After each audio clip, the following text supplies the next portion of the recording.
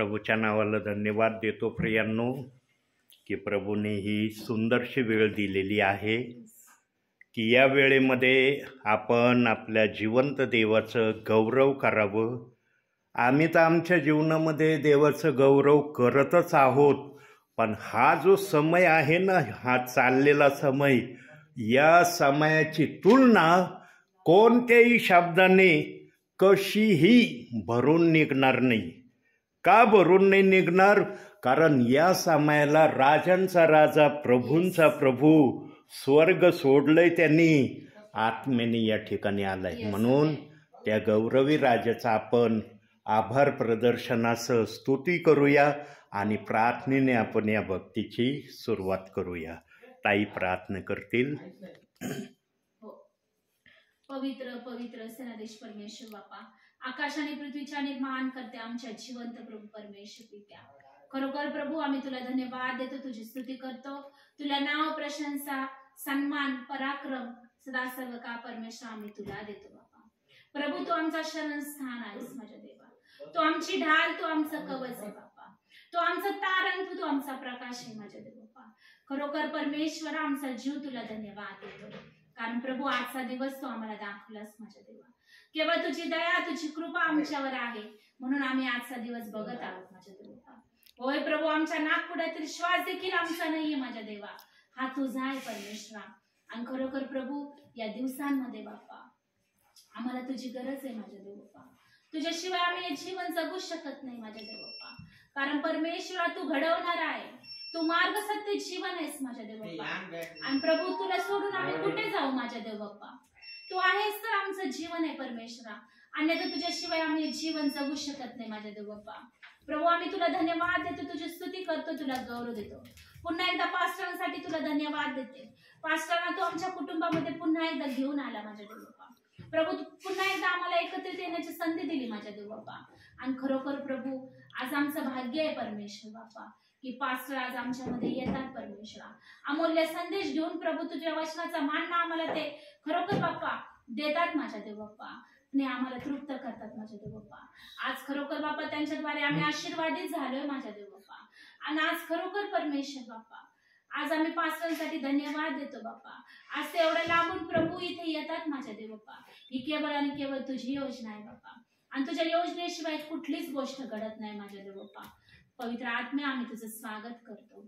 पवित्र आत्मा तू आम्हाला चालव, तू आम्हाला घडव आणि आम्हाला ज्ञान आणि बुद्धी दे माझ्या देवा. प्रभू तू बोललाय बाप्पा, जे माझे ताणलेले भुके मी त्यांना तृप्त करेल. आणि आज खरोखर बाप्पा नवीन संदेशाद्वारे प्रभू तू आम्हाला तृप्त कर माझ्या देवा. पास्टरांना तुझ्या हातामध्ये समर्पित करते माझ्या देवा. प्रभू खरोखर माझ्या देवा त्यांना सामर्थ्याने भर बाप्पा, तुझ्या अभिषेकाने, तुझ्या पवित्र आत्म्याने ऑलरेडी तू त्यांना भरलंय माझ्या देवा. खरोखर परमेश्वर बाप्पा म्हणून तुला धन्यवाद देते, तुझी स्तुती करते बाप्पा. पुन्हा एकदा प्रभू आम्ही पूर्ण कसबे परिवार तुझ्या हातामध्ये समर्पित होतो बाप्पा. आणि प्रभू येशूच्या नावात प्रार्थना मागतो म्हणून पित्या तू ऐक. आमेन. प्रभूच्या नावाला मी धन्यवाद देतो की प्रभूने ही सुंदरशी वेळ दिलेली आहे. प्रियांनो, बघा देवाची इच्छा, बघा देवाच्या मनामध्ये काय आहे कोणाविषयी. ज्या ठिकाणी मी स्तोत्र वाचण्यासाठी थांबलो, 15 वर्षाचा वेळ मी खर्च केला, त्या स्तोत्रावर देवाचा आत्मा बोलत आहे. यापूर्वी 3 संदेश झाले ते 119 स्तोत्रावर. आजचाही संदेश 119 स्तोत्रावरच आहे. परंतु आता देवबाप कसं यातून बोलणार आहे, काय देवबाप्पाला त्याच अध्यायातून मांडणी आपल्यासमोर करायची आहे हे मला सांगता येणार नाही. परंतु प्रभूच्या आत्म्याजवळ प्रत्येक वाक्यासाठी, प्रत्येक गोष्टीसाठी सर्व काही उपलब्ध आहे.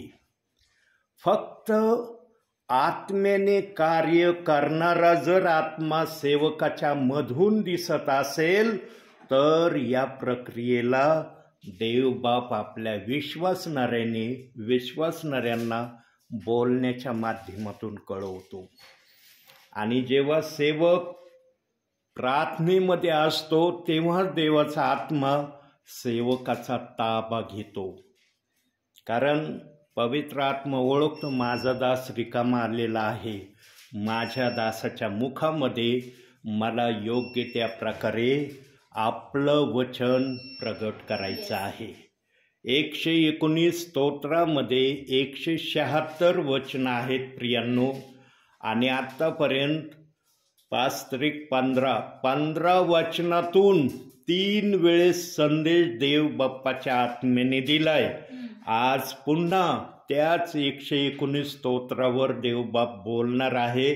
म्हणजे 20 वचनातून देवबाप 4 वेळेस संदेश देत आहे, हे प्रगट होईल. आजचा धरलं ना 5 वचनं, तर 15 आणि 5 किती होतात? 20 वचनातून देवबाप किती वेळेमध्ये बोललाय ते मला माहीत नाही, पण जवळपास 1 घंटेच्या वरच देवबाप बोललेला आहे. प्रियांनो, आज एक नवीन अशी बाब प्रभू आपल्या समोर प्रगट करणार आहे. आज देवाच्या आत्म्याचं लक्ष तरुण मुलींकडे गेलेलं आहे. आणि आज तरुण मुलं आणि मुली यांना देवाचा आत्मा काही गोष्टी वचनातून, विचारातून प्रगट करणार आहे. जे जगामध्ये तरुण मुलं आणि मुली आहेत त्यांनी आपलं भावी जीवन प्रभूमध्ये कोणत्या गोष्टीने व्यवस्थित घालवू शकतात? पुन्हा बोलतो, आजचे तरुण तरुणी आपलं भावी जीवन प्रभूमध्ये कोणत्या गोष्टीने चांगल्या प्रकारे घालवू शकतात? प्रार्थना, वचन वाचणे. तुम्ही नाही बोलायचं. तरुण मुलं मुली बसलेत ना आजूबाजूला. स्तुती आराधना करून, चर्चला जाऊन, अजून प्रार्थना करून, वेळ देवाला दिलाच पाहिजे, कोणत्या गोष्टीला नाही. वचनातून बघू आता याच गोष्टीला. बाळांनी सांगितलेलं काही वाईट नाही, पण आता वचनातून आपण तपासू. 119 स्तोत्र 9 वचन.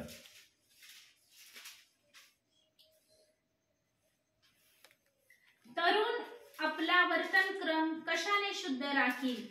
तुझ्या वचनाप्रमाणे सावधान राहण्याने. वचन तरुण तरुणीमध्ये असलं पाहिजे. जे प्रभूमध्ये आहे त्यांना माहिती आहे मला प्रार्थना करणं गरजेचं आहे, आज्ञा मानणं गरजेचं आहे, प्रभू सांगतो त्याप्रमाणे वागणं महत्वाचं आहे. पण त्याच्यामध्ये वचन नसलं ना प्रियांनो, तरुणाला दिशा दाखवता येत नाही आपल्या जीवनाला.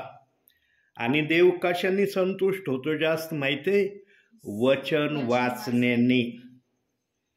आज बहुसंख्य तरुण तरुणी आपल्या भावी जीवनामध्ये बायबल वाचत नाही.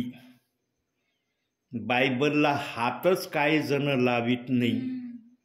प्रियांनो, जे पण प्रभूमध्ये, ज्यांना पण देव बाप्पाने आई बाप होण्याचा बहुमान मुलांच्या द्वारे प्राप्त करून दिलाय ना, त्या आई बापांनी आपल्या मुलांना आपल्या भावी जीवनामध्ये सर्वात पहिलं काय शिकवणं गरजेचं आहे माहिती आहे? पवित्र शास्त्र तू रोज वाचित जा. पवित्र शास्त्र वाचल्याशिवाय तू राहू नको. बघा आता मला कोणती गोष्ट प्रभू आठवून देतोय माझ्या मुलांविषयी. माझे मुलं जेव्हा 6-6, 7-7 वर्षाची होते, माझे मुलं बरं का, माझ्या मुलांचं सांगतोय मी, 6 आणि 7 वर्षाचे माझे मुलं होते ना, त्या वेळेला मी माझ्या दोन्ही मुलांना काय सांगायचो माहिती आहे? झोपेतून उठलं ना, दोघांच्या हातात नवीन करार दिला होता. नवीन करार दिला होता. पूर्ण पवित्र शास्त्र त्यांना नव्हतं दिलं. नवीन करार, दोघांच्या हातात नवीन करार. झोपेतून उठलं ना, पहिला एक अध्याय वाचायचा, आणि एक अध्याय जर वाचला नाही तुम्ही, आणि मला जर तुम्ही बायबल वाचताना दिसले नाही, मग मला काय करायचं ते मी करीन. लहान होते माझे मुलं तेव्हाच सांगतोय मी. मोठे आता ते मोठे झालेत, पण लहान असताना मुलांना मी एकच सांगितलं होतं. म्हणलं मी घडी घडी बोलणारा नाही, मला घडी घडी सांगायची आवड नाही. मी एकदाच सांगितलं ना, ते ध्यानात ठेवायचं, आणि ते जर ध्यानात नाही ठेवलं, मग मी तुमच्या ध्यानात राहावं त्याचा मी पर्याय सांगन तुम्हाला. हे बघा मुलांना ना, आता मी पण मुलाचा बाप आहे, मुलांना दहशत असणं महत्वाचं आहे. मारण्यामध्ये धन्यता नाही आहे, कारण मार खाऊ खाऊ ना मुलगा कोडगा होतो. त्याला माहीत पडतं अरे माझ्या बापाला काय नाही, येऊन जाऊन मारायचाच उद्योग आहे. मग तो मार खाऊ खाऊ ना त्याचं शरीर तसं कडक बनतं. मारा तुम्ही किती काही, पण मला काही फरक नाही पडत. शब्दाचा मार जर मुलांना लहानपणापासूनच आईबापांनी दिला ना, ते मुलं कधीही भावी जीवनामध्ये आईबापांच्या सांगण्याच्या बाहेर जाणार नाही. आणि त्याला संस्कार हे नाव दिलंय, वळण लावणं हे नाव दिलंय, आणि हे संस्कार आमच्या आईबापांनी आम्हाला लावले. प्रियांनो, जे आईबाप आपल्या मुलांना संस्कार लावतात ना, त्या मुलांकडून प्रभू काही ना काही भावी जीवनात करून घेतो. बघा, आमच्या पगारे कुळामध्ये कुणीच ख्रिश्चन नाहीये. ख्रिश्चन हे नावच आमच्या कुळाला माहीत नाही, आणि आमच्या गावामध्ये पण हे नाव कोणाला माहिती नाही. पण ज्या गावामध्ये आम्ही राहतो, धानोऱ्यामध्ये, त्या धानोऱ्यामध्ये पगारे कुटुंब आज प्रभूमध्ये आहे, असं आमचे भावकीतले म्हणतात. ते म्हणतात ते येशू बाप्पाला मानणारे झाले, म्हणून त्याचे दुष्परिणाम पण भोगावं लागतात. प्रियांनो, दुष्परिणाम आम्ही भोगलेत बरं का. असं समजू न की दुष्परिणाम भोगले नाही. आमचे काय भावकीतले लोक आज आमच्याशी बोलत नाही बाबा, तुम्ही वेगळ्या रस्त्याने गेलेत, आता तुमच्याबरोबर आम्ही नाही बोलणार, नका बोलू. आम्ही फक्त ख्रिस्ताचं जीवन स्वीकारलंय, बाकी आम्ही दुसऱ्या कोणत्या गोष्टीला नाकारलंय का? फक्त येशू ख्रिस्तानी चांगलं वळण लावलंय, चांगली शिक्षा दिली. येशू ख्रिस्त वाईट व्यक्तीला चांगलं बनवणार आहे याचा अनुभव आम्हाला आला, म्हणून आम्ही ख्रिस्ताला धरलंय. जर आम्हाला वाईटातून आम्ही आणखी वाईट झालो असतो तर येशू ख्रिस्ताकडे आलो असतो का? जरी आलो असतो म्हणला सारे हा देव वाईट आहे, वाईट करतो, नको याच्या नादी लागायला. पण आमचं जीवन येशू ख्रिस्ताने सुधरवलं. आज आम्हाला म्हणता येतं आमच्याजवळ शारीरिक जरी काही नसलं ना, पण आत्मिक धन आमच्या जवळ आहे, याची आठवण पवित्र आत्मा आम्हाला करून देतो. म्हणून जे पण मुलांचे आई बापा आहेत, हे बघा, जीवनामध्ये ना मुलं आहे ना आईबापांकडे पाहूनच संस्कार शिकतात बरं का. लक्षात ठेवा, आईबाप जे करतात ना तेच मोठेपणी मुलं करणार.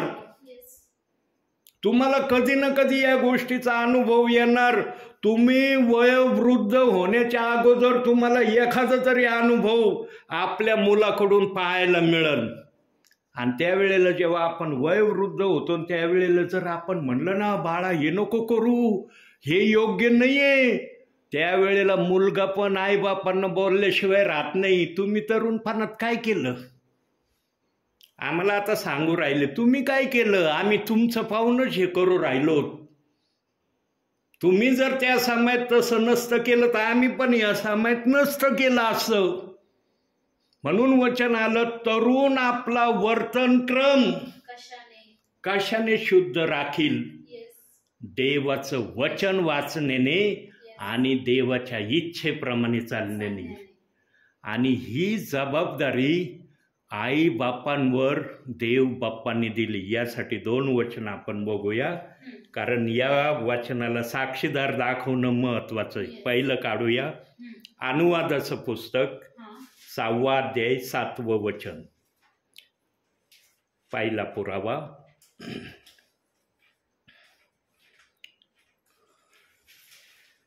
अनुवाद तिकडं नाही इकडं. उत्पत्ती, निर्गम, लेवी, गणना, अनुवाद 5वं पुस्तक 6वा अध्याय 7वं वचन.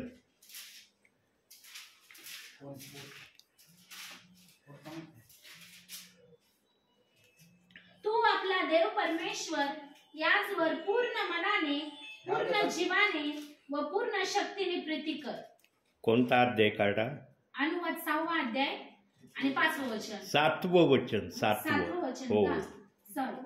आणि त्या तू आपल्या मुलाबाळांच्या मनावर ठशिव आणि घरी असता, मार्गाने चालत असता, निसता उठता त्याविषयी बोलत जा. त्याविषयी बोलत जा. कशाविषयी बोलत जा? देवाच्या गोष्टीविषयी बोलत जा. देवाच्या वचनाविषयी आपल्या मुलांना सांगत जा. वारंवार मुलांच्या कानावर जर देवाचा शब्द गेला ना प्रियांनो, तर एक दिवशी पवित्र आत्मा मुलांचा ताबा घेतो आणि मग मुलांना वाटतं, अरे आमचे आई बाप फार चांगलं देवाचं सांगतात. सुरुवातीला जरी आम्ही हलगर्जीपणा करत होतो ना, या कानाने घ्यायचं, या कानाने सोडून द्यायचं, आता नाही करूशी वाटत. आता आमचे आई बाप जरी एवढे सभ्य आहेत तर आम्हाला पण सभ्य बनलं पाहिजे. एक ना एक दिवशी मुलांमध्ये देवाचा आत्मा बोलायला लागतो. आणि लक्षात ठेवा प्रियांनो, जेव्हा देवाचा आत्मा बोलायला लागतो ना, तेव्हा मुलं आपल्या जीवनातल्या वाईट गोष्टी काढायला सुरुवात करतात आणि देवाच्या चांगल्या गोष्टी आपल्या जीवनामध्ये ठेवायला आरंभ करतात. परंतु त्यांना असं वळण, असं बोलणं आई बापांनी करणं गरजेचं आहे. हे बघा, संसार यात्रेमध्ये चालत असताना गोल्डन आणि सुवर्ण संधी त्या आई बापांना आहे, ज्या आई बापांना देव बाप्पांनी मुलं दिले आहेत. त्यांना योग्य ते वळण लावणं देव बाप्पाने आई बापांवर ठेवलंय. आता 2रं वचन काढूया. स्तोत्र संहितामध्ये जाऊ. 127 3रं वचन. पहा, संतती ही परमेश्वराने दिलेले धन आहे, पोटचे फळ त्याची देणगी आहे. संतती ही परमेश्वराने दिलेलं धन आहे. धन. या धनाला तुम्ही कसं राखता, कसं वाढवता, कसं याला वळणाला चालविता, याकडे देव बाप्पाचं लक्ष असतं. देव बाप्पन ज्यांना धन देतो ना, पोटचं फळ हे परमेश्वराने दिलेलं धन, या धनाला हे आई बाप कशा प्रकारे चालवतात याकडे लक्ष देतो. आणि जे आई बाप आपल्या पोटच्या मुलांना योग्य शिक्षण देत नाहीत ना प्रियांनो, ते मुलं योग्य कधीच जीवनामध्ये राहत नाही. ते असे बिघडतात, अशा वाईट गोष्टीच्या आहारी जातात की त्या ठिकाणातून त्यांना माघारी आणणं आईबापाला कधी कधी कठीण जातं. पण काही मुलं आहेत की ते माघारी येतात, पण काही मुलं येत नाहीत माघारी. असे वावत जातात ते की त्यांना माघ येण्यासाठी जागाच राहत नाही.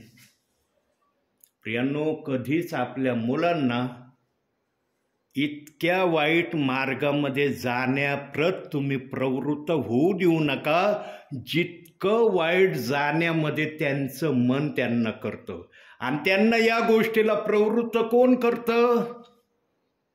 मुलं पण होऊन असं नाही करत बरं का. त्यांना मुलांची संगती, चांगले मुलं असले तर चांगलं वळण, वाईट मुलं असले तर वाईट वळण. प्रियांनो, देवबाप वरून पाहतो. देवबाप कोणाला सक्ती करत नाही. देवबापाने सक्ती केली तर मुलं वाईट होतील का? होतील का? कोणत्या मुलाला वाईट बांधता येईल का? देव बाप्पाने एकच अधिकार मनुष्याच्या हातात ठेवलाय. तुला काय करायचं, चांगलं करायचं वाईट करायचं हे तू ठरव. एवढ्याच एका अधिकाराला मनुष्याच्या हातात देवाने दिलंय. परंतु आदामाने सिद्ध करून दाखवलं, मला चांगलं करणं मान्य नाही, मला वाईट करणं मान्य आहे. कोणत्याही रस्त्याने देवाचं वचन देवाच्या सेवकाने सांगितलं ना, त्याचा एंड हे आदामापाशी येऊन थांबतो. का आदामापाशी येऊन थांबतो? त्याचं कारण बघू, बायबलमधूनच बघू. रोमकरास पत्र 5वा अध्याय 12वं वचन बघा काय म्हणतंय. या प्रकारे एका मनुष्याद्वारे पाप जगात आले आणि पापाच्या द्वारे मरण आले आणि सर्वांनी पाप केल्यावरून सर्व मनुष्यात मरण पसरले. तिथं सांगितले का सर्व मनुष्याद्वारे पाप जगात आलंय? नाही. काय म्हणतोय? एका मनुष्यामुळं पाप जगात आलं आणि त्या एका मनुष्यामुळं सर्वांमध्ये ते पाप पसरलं. सगळ्यांनी पाप करायला सुरुवात केली. मग पाप करण्याचे निरनिराळे त्यांनी संशोधन उदयास आणले.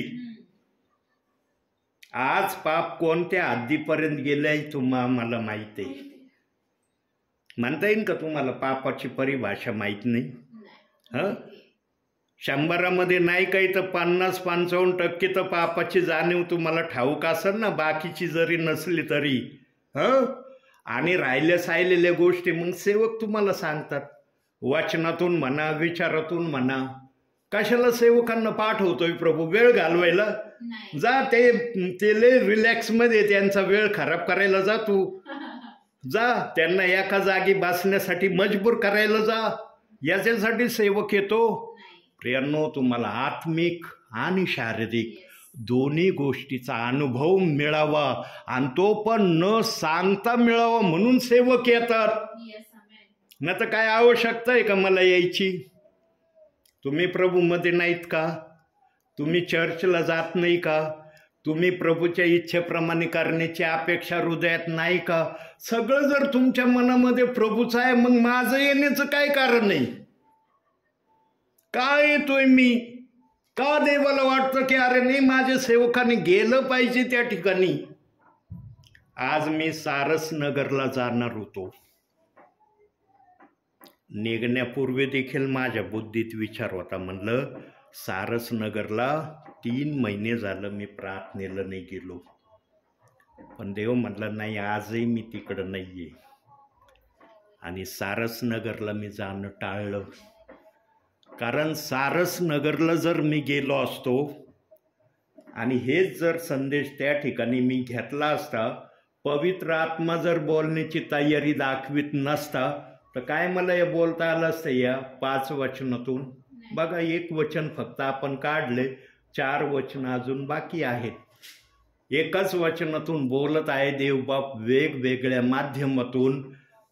ते वचन अजून संपलं नाही. प्रियांनो, तरुणींना जर योग्य बनवायचं असलं तर योग्य बनवण्याची सुरुवात आई बापापासून व्हावी, अशी देव बाप्पाची इच्छा आहे. आणि जेव्हा आई बाप प्रभूच्या सानिध्यामध्ये, प्रभूच्या भयामध्ये प्रभूला आवडणारा निर्णय घेतील, त्या आई बापांना पण देवबाप उदंड आशीर्वाद दिल्याशिवाय राहणार नाही. म्हणून मी नेहमी काय सांगतो, आडात असलं तर पावर येतील. आडच रिकामा पडाय, काय पावरेतून निघणार आहे आणि कोणाला काय देणार आहे तुम्ही? रिकाम्या पावरेतून कोणाला काय भेटणार आहे? भेटन का कोणाला काही? म्हणून आईबापांच्या आडामध्ये प्रथम काही ना काही पाहिजे, तेव्हा त्यांना काढून आपल्या मुलांना देता येईल. प्रियांनो, असे जगामध्ये जे आईबाप आहेत ना, जे पण असतील, मला नाही माहीत किती आहेत, कुठे आहेत, कसे आहेत, पण ते आईबाप देव बाप्पाच्या नजरेमध्ये आदर्शाचा कित्ता आहेत. आणि जे आईबाप अशा प्रक्रियेमध्ये नाहीत, त्यांना अशा प्रक्रियेमध्ये येण्याची सुवर्ण संधी अंतिम समयामध्ये प्रभूने उपलब्ध करून दिली. आता या संधीचा फायदा उचलायचा का या संधीला काय म्हणतात वाया जाऊ द्यायचं, हे आईबापांवर आहे. पण देवबाप एका गोष्टीचा इशारा देतोय, ते वचन बघूया आपण. इफिसकारास पत्र 5वा अध्याय 16वं वचन. मग दुसऱ्या पॉइंटकडे आपण जाऊ. 5वा अध्याय 16वं वचन. संधी साधून घ्या कारण दिवस वाईट आहे. संधी साधून घ्या दिवस वाईट कारण दिवस वाईट आहेत. येस. का वाईट दिवस प्रभू म्हणतोय? आता देवबाप जर दिवस वाईट आहे असं म्हणतो तर काय तरी देवाच्या मनात आहे ना, म्हणून वाईट म्हणतोय ना. कारण वाईट दिवस का आहेत? कारण या अंतिम समयामध्ये हर विश्वासणाऱ्याला, काही सेवकांना सुद्धा, विश्वासणारेच नाही तर काही सेवकांचं देखील पवित्र आत्मा या ठिकाणी उच्चारण करतोय, त्यांना देवाच्या गोष्टीऐवजी इतर गोष्टीमध्ये ते जास्त रममान होण्याकडे वळतील. म्हणून देव म्हणतो की संधी साधून घ्या कारण दिवस वाईट आहे. देवबाप जे पण वाक्य बोलतो, जे पण सांगतो, त्याच्या माग कारण असतं. आणि देवबाप्पाला तेच कारण सांगणं आवडतं, ज्या कारणाने विश्वासणाऱ्यांचा विश्वास वाढेल. असं मी की एक कारण सांगितलं एवढं त्या वचनाचं कारण नाही. देवाला आवश्यकता जर वाटली तर या वचनातून तो हजारो कारण सांगायला समर्थ आहे. पण त्याला वाटलं पाहिजे. सेवकाला वाटून काय उपयोग नाही. आणि सेवकाच्या मनात जर आलं ना, मग प्रभू म्हणा ना, सांग बरं तुझ्या मनाच्या विचाराने किती कारण का सांगू शकतो. अहो, सेवकाला कदाचित एकही कारण सांगणं शक्य नाही होणार. पण पवित्र आत्म्याला आवश्यक वाटलं तो कशाही प्रकारे या वचनातून बोलायला समर्थ आहे. म्हणून विश्वासणाऱ्याने आपल्या भावी जीवनामध्ये डोळे दिलेत ना, आम्हाला दिलेत ना. कोणी म्हणतं का मला डोळे नाही, मी बिगर डोळ्याचा जन्माला आलोय म्हणता येतं? हे जे नेत्र आहेत ना आमचे, या नेत्रांना देखील जो आपल्या नियंत्रणामध्ये ठेवतो ना, तोच आपल्या शरीराला संपूर्णपणे नियंत्रणामध्ये ठेवणार आहे. बघूया कसं ते. स्तोत्रसंहिता 119 18 वचन बघा. 119 18.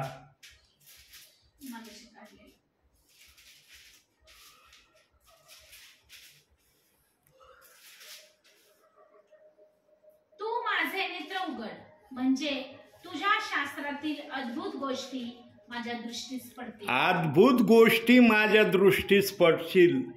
आता माझे नेत्र उघड हे रूपकामध्ये सांकेतिक भाषेमध्ये प्रभू बोललाय. म्हणजे माझे नेत्र उघड म्हणजे यातून देव बाप्पाला शब्दशः काय सांगायचंय? माझ्यामध्ये तुझा पवित्र आत्मा येऊ दे.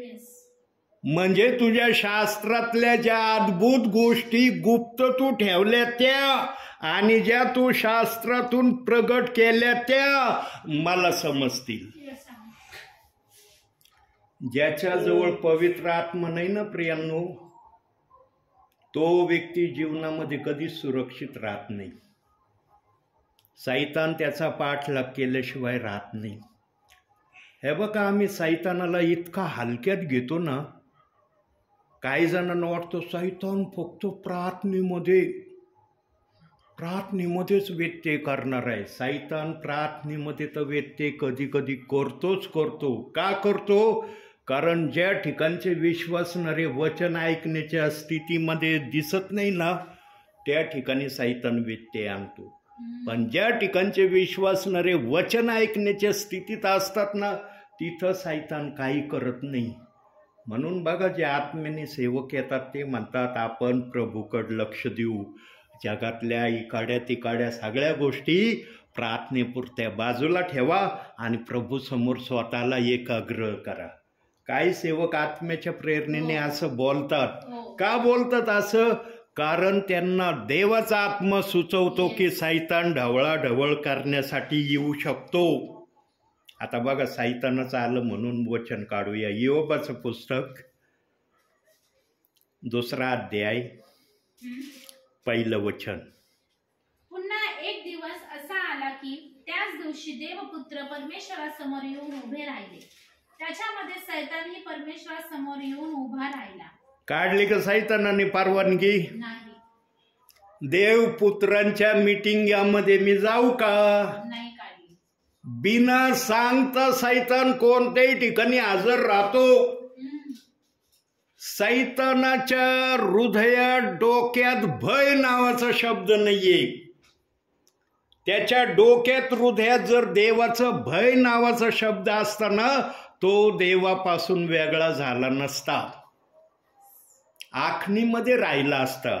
पण त्याने प्रारंभापासून देवाच्या प्रत्येक गोष्टीला त्याने हसण्यावारी नेलं किंवा थट्टेमध्ये नेलं किंवा न ऐकण्याच्या माध्यमातून नेलं. जे पण शब्द पवित्र आत्मा काढेल मुखातून ते शब्द सैतानाला लागू आहे. प्रियांनो, देवाची एकच इच्छा आहे त्याच्या लेकरांकडून. माझ्या हाताने घडलेला मनुष्य, मी जे मनामध्ये विचार संकल्प घेऊन त्याला घडवीत होतो त्या प्रकारे माझा विश्वासणारा तयार व्हावा, म्हणून आजपर्यंत सेवक आपल्यापर्यंत येतील. ना तर काही गरज आहे का सेवकाची येण्याची? जो तो प्रभूवर विश्वास ठेवतोय ना, चर्चला जातात तुम्ही, मग का देवबाप सेवकांच्या माध्यमातून तुमच्याशी बोलतो? कारण सैतानाचा धूर्तपणा देव बाप्पाने तेवढा बायबलमध्ये प्रगट केला नाही जेवढा देव बाप्पाला माहिती आहे. जो आवश्यक आहे धूर्तपणा तो बायबलमध्ये आहे, पण सैतान या धूर्तपणाच्या काही पटीमध्ये वाईट आहे. तो गुप्त ठेवलाय प्रभूंनी. का? कारण माझे विश्वासणारे विचलित होऊ नये. हे बघा, एखादा व्यक्ती जर विचलित झाला ना जीवनामध्ये, त्याला लाईनवर येण्यासाठी फार वेळ लागतो बरं का. तो नेहमी म्हणतो माझं ध्यान भंग झालंय, मी विचलित झालो. जेव्हा माझं मन स्थिर होईल, माझं बुद्धी शांत होईल, तेव्हा मी काहीतरी करीन. पण जोपर्यंत तो शांत होत नाही ना, तोपर्यंत तो मनाच्या इच्छेने त्याला चांगलं काय आणि वाईट काय काहीच कळत नाही. त्या समयात अनुभव घेऊन बघा जीवनामध्ये. प्रियांनो, 119 स्तोत्र इतकं आशीर्वादी स्तोत्र आहे. फक्त त्याचं मोठं या विचार जर बाजूला काढून ठेवला ना, तर या स्तोत्रामध्ये देव बाप्पाने भरपूर आशीर्वाद ठेवले आहेत. 20च वचन मी घेतले त्या स्तोत्रातून. इतका संदेश देव बाप देतोय. आतापर्यंत 2च वचनं झाले त्याचे, म्हणजे 15-2 17 वचनातून इथपर्यंत देव बाप बोललाय. अजून 3 वचनं बाकी आहेत की त्या 3 वचनातून देव बाप्पाला आणखी काही गोष्टी सांगायच्यात. आता कुणाला वाटण माझे नेत्र देव बाप्पाने उघडू नये? आहे को कुणी म्हणन का प्रभूच्या उपस्थितीमध्ये देव बाप्पा माझे नेत्र उघडू नको, मला नेत्र नाही उघडले तर मला फार आनंद होईल, म्हणता येईल कोणाला? प्रियांनो, जे तरुण तरुणी प्रभूच्या उपस्थितीमध्ये सर्वजण काय पॉझिटिव्ह होईल काय निगेटिव्ह आहे ऐकणाऱ्यांना कळतं. परंतु देव बाप्पाला ना त्याच्या पुढचं बोलायचं असतं. जे प्रियजन, जे तरुण तरुणी आपल्या जीवनामध्ये शास्त्र वाचित नाही ना, त्यांना बोध आणि इशारा आहे की तुम्ही शास्त्राला वाचत जा. प्रियांनो, पकोडीचं पाटोळे परिवार आहे. 3 मुली, त्यांना निकिता, प्रेरणा आणि एक लहानी मुलगी, तिचं नाव माझ्या ध्यानात येईनाय. इतक्या देवाच्या भयामध्ये राहणाऱ्या आहेत त्या. आईबापांनी असे संस्कार त्या मुलींना लावलेत. प्रियांनो, खरंच एखाद्याची तारीफ, आणि विशेष करून सेवकाच्या मुखातून तारीफ निघणं साधं समजू नका. कारण देवाचा आत्मा त्याची तारीफ करायला सांगतो जे त्या तारीफीचे काबिल आहेत. देवाचा आत्मा उठून सुटून कोणाची तारीफ करायला सांगत नाही सेवकांना. प्रियांनो, इतक्या भयात आहेत त्या मुली.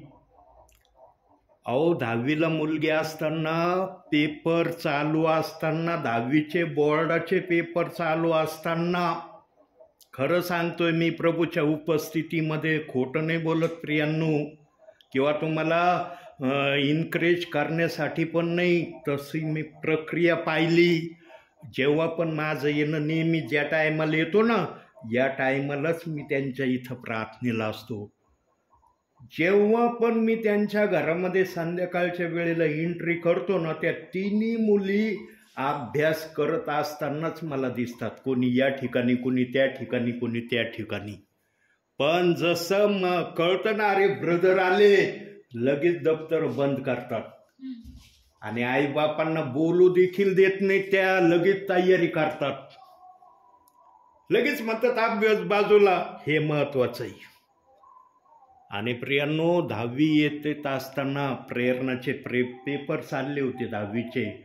2 वेळेस मी गेलो. त्या मुलीने असं नाही म्हणले, मम्मी पप्पा मी दुसऱ्या रूममध्ये जाते अभ्यास करायला. पाळक साहेबांना आजच्या दिवस असं म्हणा की तुम्ही आज माझ्या विना संदेश सांगा. त्या मुलीने जास्त तयारी केली. आणि प्रियांनो, त्या मुलीला देव बाप्पांनी इतकं यश दिलं. पूर्ण शाळेमध्ये ती फर्स्ट आली 4 तुकड्यामध्ये. आणि आता जी 15 ऑगस्ट गेली ना या वर्षाची, त्यावेळेस त्या मुलीचा इतका गौरव करण्यात आला शाळेकडून. हजारो लोकांच्या समवेत त्या मुलीचा गौरव करण्यात आला. 93.82% तिला, त्या मुलीला 10वीला मार्क्स मिळाले. आणि ती मुलगी, तिच्या मनामध्ये होतं का नव्हतं देव बाप्पाला माहिती, त्या मुलीला माहिती, परंतु एवढे पर्सेंटेज मिळाले ना, इतके आईबाप्पा त्या मुलीचे आनंदित झाले, इतका आनंद झाला त्यांना. आणि मग मला आत्म्याने जेव्हा पाठवलं प्रभूने, तेव्हा आत्मा पण बोलला, म्हणलं प्रेरणाने जे देव बाप्पाचा आदर केला ना, त्या आदराचं प्रतिफळ आहे. तरुण तरुणींनी कधी जीवनामध्ये देवाला आदर देण्यापासून माघार घेऊ नये. हे बघा, आम्ही बोलताना म्हणतो मी माझ्या जीवनात सर्वात प्रथम स्थान देवाला देतो, पण जेव्हा वागण्याची वेळ येते ना, तेव्हा देवाला प्रथम स्थान नाही, मग जगातल्या गोष्टीला प्रथम स्थान नाही. जाऊ दे, देवाचं तर स्तुती आराधना कधी होईल, पण हे काय घडी घडी होणार नाही. जो त्याही समयामध्ये देवाला गौरव देतो ना, देवबाप म्हणतो अरे यांनी जगातल्या गोष्टीपेक्षा मला स्थान दिलंय, यांचा बहुमान मी करीन. ख्रिस्ती जीवन बोलण्याचं नाही, अनुभव घेण्याचं जीवन आहे. आणि तरुण तरुणींना या समयामध्ये गोल्डन संधी आहे देव बाप्पाकडून चांगले आशीर्वाद घेण्याची. आता तरुण तरुणी याचा लाभ उचलतील का नाही हे मला माहिती नाही, पण देवबाप बोलत आहे वचनातून. आणि तरुण तरुणींना, आता एक वाक्य बोलतून 3ऱ्या पॉईंटकडे जाऊया. तरुण तरुणींना जर याचा खरोखर लाभ घ्यायचा असेल, आशीर्वाद घ्यायचा असेल, तर त्यांनी आपल्या जीवनामध्ये एका गोष्टीचं आत्मपरीक्षण करणं गरजेचं आहे. काय आत्मपरीक्षण करणं गरजेचं आहे? माझ्यामध्ये देवाचा आत्मा आहे का? जर आत्मा असेल ना, त्या व्यक्तीकडून देव बाप्पाची आज्ञा पालन झाल्याशिवाय राहणार नाही. पण ज्यांना पवित्र आत्म्याची शाश्वती नसेल आपल्या जीवनात, अरे आहे का नाही मलाच माहिती नाही, त्यांना या समयामध्ये पवित्र आत्मा प्राप्त करण्याची संधी आहे. याचं वचन काढूया. योएल संदेश, योएल 2 अध्याय 28वं वचन. दानिएलच्या नंतर होशे, होशेच्या नंतर योएल 2 अध्याय 28वं वचन.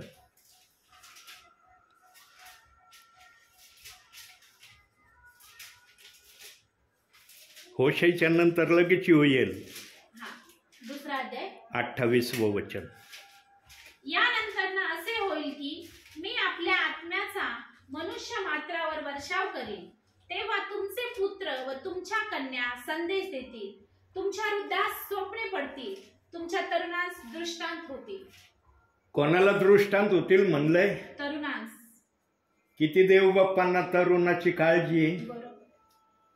प्रियानो, देवबाप जे बोलतो ना ते वचनातून प्रगट करतो, दाखवतो. देवबापा असं मोग हमनी बोलत, त्याच्याजवळ पुरावे आहे. जर विचार आहे ना तर त्या विचाराला अनुषंगून वचन आहे त्याच्याजवळ.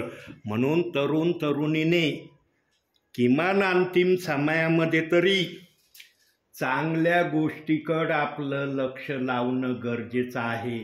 पण काही तरुण तरुणी आज चांगल्या गोष्टीकडे लक्ष लावित नाही. का नाही लावित? काय कारण आहे? चांगल्या गोष्टीकडे त्यांचं लक्ष लागत नाही किंवा त्या गोष्टीकडे ते आकर्षित होत नाही. त्याचं कारण बघू बायबलमधून. स्तोत्रसंहिता 119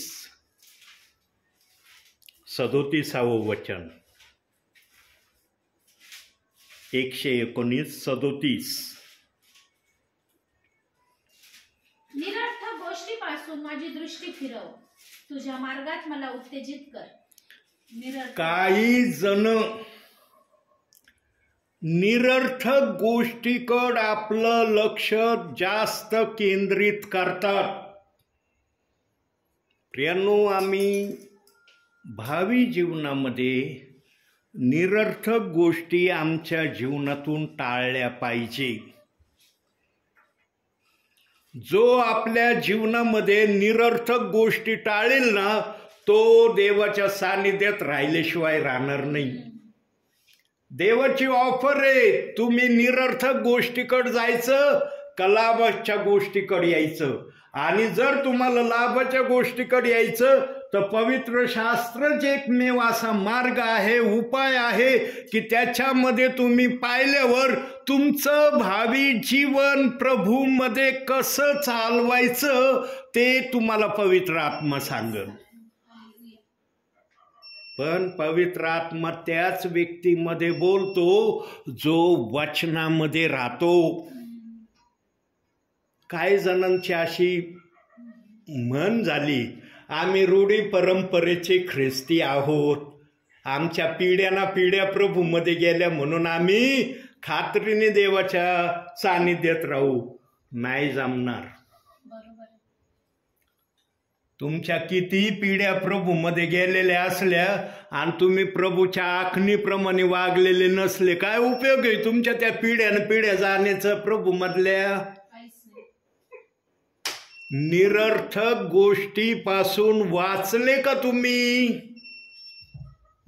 निरर्थक गोष्टीला आपल्या जीवनातून काढलं का तुम्ही? निरर्थक गोष्टीकडे तुम्ही जास्त लक्ष देण्यापासून स्वतःला आवरलं का? प्रियांनो, आवरणं फार महत्वाचं आहे. आणि मनुष्य आहे ना, आपल्या सामर्थ्याने आपल्या शरीराला आखणीत ठेवू शकत नाही.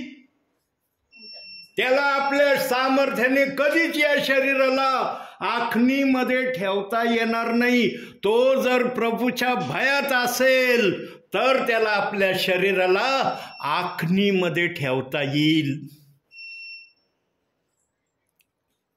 मनुष्य घडवलं ना तेव्हा प्रभूने मनात जाणून ठेवलं होतं, माझ्या विश्वासणाऱ्याला मी शास्त्र देईन. हे शास्त्र असंच आमच्या हातात आलं नाही. हे आम्हाला देवाच्या वचनामध्ये राहण्याचा मार्ग दाखवतो आणि देवाच्या इच्छेप्रमाणे करण्याचा रस्ता दाखवतो. एक वचन बघूया आपण. 119 स्तोत्र 105 वचन बघा. 119 105. तुझे वचन माझ्या पावलाकरता दिवा व माझ्या मार्गावर प्रकाश आहे. तुझे वचन माझ्या पावलाकरता दिवा आहे आणि माझ्या मार्गावर प्रकाश आहे. वचनात राहिले तर तुम्हाला प्रकाशही दिसन आणि मार्ग दिसन. वचनात नाही राहिले तर काय दिसणार आहे? प्रियांनो, सैतानाजवळ एवढे मोहाचे जाळे आहेत ना,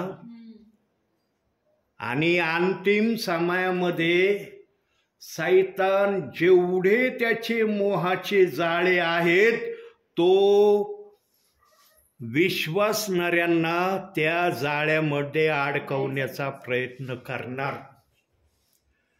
कारण सैतानाला माहित आहे ही शेवटची संधी आहे मला, याच्यानंतर मला संधी नाही. आणि विश्वासणाऱ्यांना पण कळतं यानंतर माझं प्रभूच्या राज्यामध्ये जाणं आहे. प्रियांनो, म्हणून मोशेने यहोशुआला सांगितलं होतं, तुझ्या समोर मरण आणि जीवन, शाप आणि आशीर्वाद दोन्ही ठेवलेत, काय घ्यायचं तू ठरव, पण माझी इच्छा आहे की तू जीवन निवडून घे. प्रियांनो, आम्हाला पण या समयामध्ये शास्त्र वाचण्यापासून मी माझ्या शरीराला कधीच दूर ठेवणार नाही. हा निर्णय आजपासून जरी घेतला तरी तुमचे आशीर्वाद आजपासून स्टार्ट होतील. आणि जर एखादा विश्वासणारा शास्त्र वाचणारा असेल तर त्या वाचणाऱ्याने एक गोष्टीचं परीक्षण करावं. आता मी सांगणार आहे ते. एका परिवारामध्ये मी 1 अध्याय 24 तासामध्ये वाचायचा असं सांगितलं होतं. आणि त्या परिवाराने गंभीरतेने तो शब्द घेतला की आलेले सेवक जर 1 अध्याय वाचण्याचा आम्हाला सांगतात, आम्ही निश्चित वाचू, विश्वासाने वाचू आणि काळजीपूर्वक लक्ष देऊन वाचू तो अध्याय. प्रियांनो, त्याच परिवारातला एक विश्वासी आज 1 अध्याय वाचत नाही. किती वाचतोय? 10 अध्याय वाचतोय. म्हणजे एकावर 1 शून्य आलाय. शून्याची किंमत केव्हा वाढते माहितीये? जेव्हा संख्या असेल ना, मग 1 पासून 9 पर्यंतची संख्या तिथं शून्य ठेवलं ना, त्या शून्याने त्या व्यक्तीची किंमत वाढते.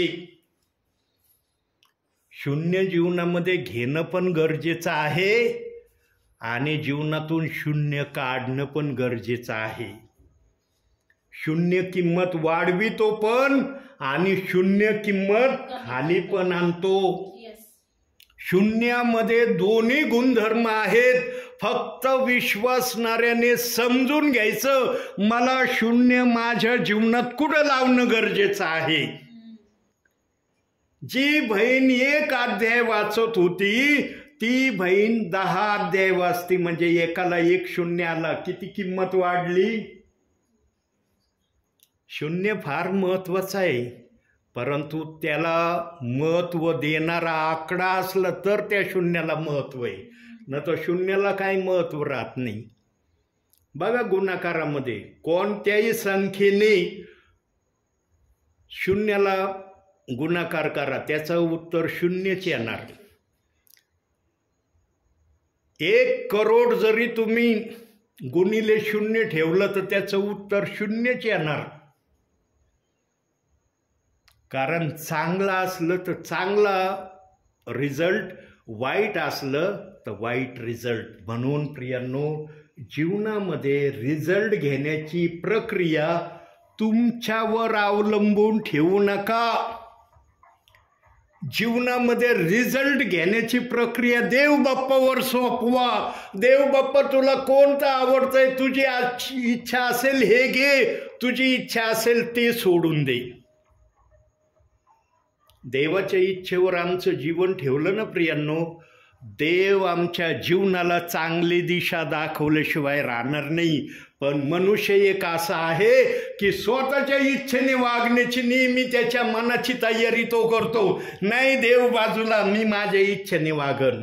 देवाला फक्त कधी जेव्हा प्रार्थनेत बसन तेव्हा देवाची आठवण, बाकीच्या वेळेला माझ्या मनाने. कसं जीवन यशस्वी होईन हो त्या व्यक्तीचं भावी जीवनामध्ये.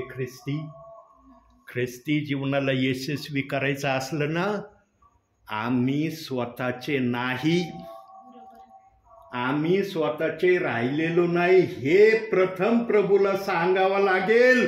तेव्हा प्रभू म्हणणारे हा स्वतःचा राहिला नाही, म्हणजे याने मला आपल्या हातात दिलंय, आता याला मला सांभाळणं गरजेचं आहे. याला पण पुरावा बघू. पहिले करंथीकराचं पत्र, जो पण विचारीन त्याला पुरावा आपण वचनाचा बघू. 6वा अध्याय 19-20 बघा काय म्हणतंय त्या ठिकाणी वचन.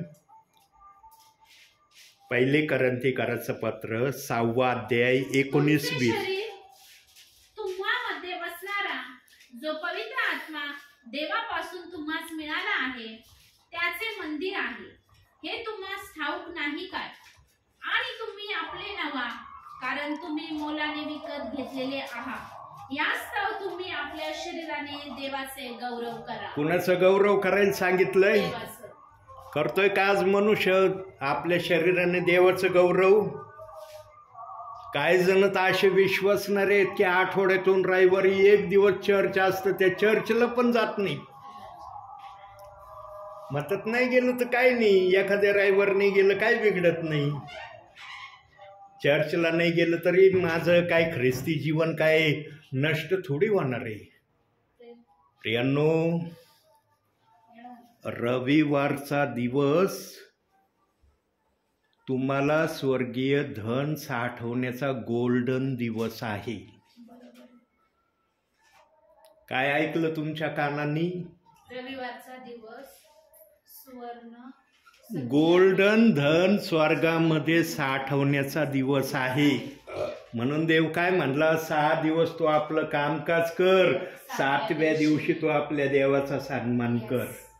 का म्हणलं? जुन्या करारात नियमशास्त्राच्या ग्रंथामध्ये मोशेच्या मुखातून, कारण देव बाप्पाने देखील जो शाप दिलाय ना, त्या शापाला धरून हे वचन ठेवले की 6 दिवस तू काम कर, पण 7व्या दिवशी तू आपल्या देवाचं भय धरण्यासाठी त्याच्या मंदिरात जा किंवा आपल्या खोलीमध्ये देवाचं गौरव कर. किती जण करतात आज? जे चर्चला जात नाही ते घरामध्ये देव बाप्पाचं गौरव करणारे किती जण आहेत? अहो, काही जणांसाठी तर रविवारचा दिवस मोज मजेचा दिवस आहे. विशेष करून तरुणीसाठी म्हणतात आजचा दिवस मोज मजेचा आहे, आज आम्हाला काही करण्याची काही बंदी नाही. प्रियांनो, रविवारच्या दिवसाला आम्ही पवित्रपणे पाळलं पाहिजे.